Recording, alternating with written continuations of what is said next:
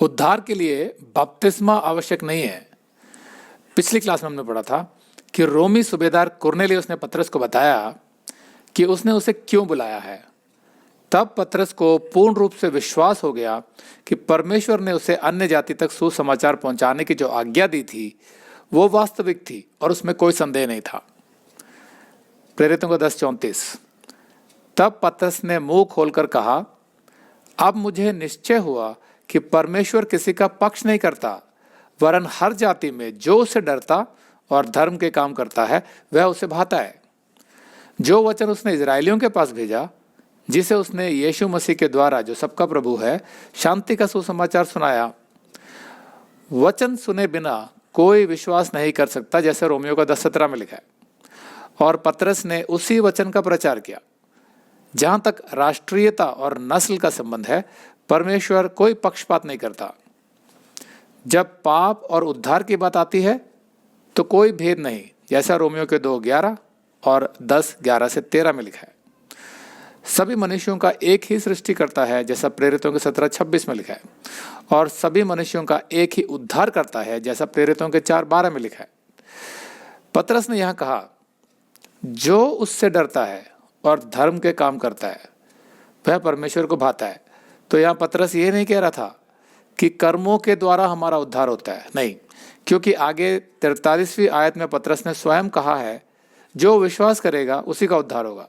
तो जाहिर है वो दो अलग अलग बातें तो कहेगा नहीं। पतरस केवल इतना ही कह रहा था कि परमेश्वर का भय मानना और धर्म के काम करना मसीही जीवन का वर्णन है, क्योंकि जो मसीही परमेश्वर का भय मानेगा वो अपने आप ही धर्म के काम करेगा। पतरस ने यीशु मसीह के जीवन, मृत्यु और पुनरुत्थान की कहानी को संक्षेप में प्रस्तुत किया। कुरनेलियुस और उसके मित्र मसीह के जीवन और मृत्यु के बारे में जानते थे, क्योंकि ये घटनाएं तो किसी कोने में नहीं हुई थी, जैसा प्रेरितों के 26:26 में लिखा है, बल्कि पूरे इजराइल में इन बातों की चर्चा थी। और इसीलिए बहुत से रोमी अधिकारी भी ये सब जानते थे। पतरस ने यह स्पष्ट किया कि परमेश्वर ने अपने कार्य को पूरा करने के लिए इजराइल को अपना माध्यम बनाया, अपना साधन। लेकिन यीशु तो सबका प्रभु है, ना कि केवल इजराइल का।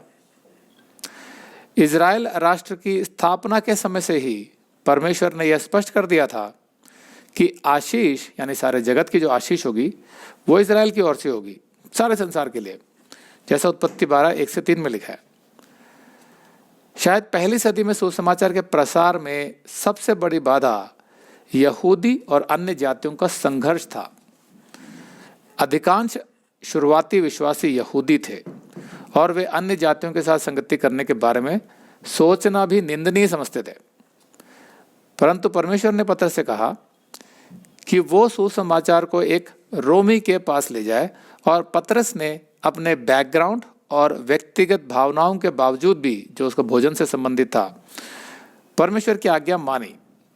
बाद में पतरस ने इस विषय को लेकर फिर से संघर्ष किया। गलातियों के 2:11-14 में हम देखेंगे कि एक बार पतरस जो है वो अन्य जातियों के साथ बैठकर भोजन तो कर रहा था, लेकिन जब याकूब के वहाँ से दूसरे यहूदी आए तो पतरस अन्य जातियों से हट गया। तो एक तरीके से वो फिर से कंफ्यूज हो गया था कि अन्य जाति और यहूदी बराबर है। उसे अपनी प्रतिष्ठा, अपने मान सम्मान की चिंता हुई और वो वहाँ से उठकर अलग हो गया, जिसके बारे में पौलुस ने उसकी निंदा की थी। अगर आप ये संदेश पूरा देखना चाहते हैं तो आप इसे हमारे वेबसाइट hindiBiblestudy.com पर देख सकते हैं। ये वीडियो हमारे फरवरी के वीडियोस में अपलोड किया हुआ है, तो जिनके पैकेज में भी फरवरी का महीना शामिल है उनको ये वीडियो उनके माई अकाउंट में फरवरी के वीडियोस में मिल जाएगा। अगर आप हमारे वीडियो फोन पर देख रहे हैं तो अच्छी स्पीड के लिए कृपया गूगल क्रोम या मोजिला फायरफॉक्स ब्राउजर इस्तेमाल करें। तो इनको डाउनलोड करने के लिए आप प्ले स्टोर में जाएं और ऊपर गूगल क्रोम टाइप करें, फिर आप गूगल क्रोम ब्राउजर पर क्लिक करें और उसे इंस्टॉल करें। ये एकदम फ्री है। इसी तरह आप मोजिला फायरफॉक्स टाइप करें, फिर आप मोजिला फायरफॉक्स ब्राउजर पर क्लिक करें और उसे इंस्टॉल करें। यह भी एकदम फ्री है। इसके बाद आप गूगल क्रोम ब्राउजर को क्लिक करके उसे खोलें और उसमें hindiBiblestudy.com टाइप करें, मतलब पूरा hindibiblesstudy.com एक साथ बिना किसी गैप के, तब हमारा वेबसाइट गूगल क्रोम में खुल जाएगा और आपके वीडियोस अच्छे से चलेंगे। इसी तरह आप मोजिला फायरफॉक्स ब्राउजर भी क्लिक कर सकते हैं और उसमें भी बिना गैप के hindibiblesstudy.com टाइप कर सकते हैं। उसमें भी हमारे वीडियोस बिल्कुल आराम से चलेंगे। इसके अलावा अगर आप चाहें तो बेहतर स्पीड के लिए आप वीडियो के नीचे बने प्ले बार पर सेटिंग्स का चिन्ह दबाकर 240p 240p सेलेक्ट कर सकते हैं, जिससे आपका बहुत ही कम डेटा खर्च होगा। 240 सेलेक्ट करने के बाद आप वीडियो के बाहर कहीं भी क्लिक कर दीजिए, फिर वीडियो को पीछे ले जाकर शुरू से देखिए।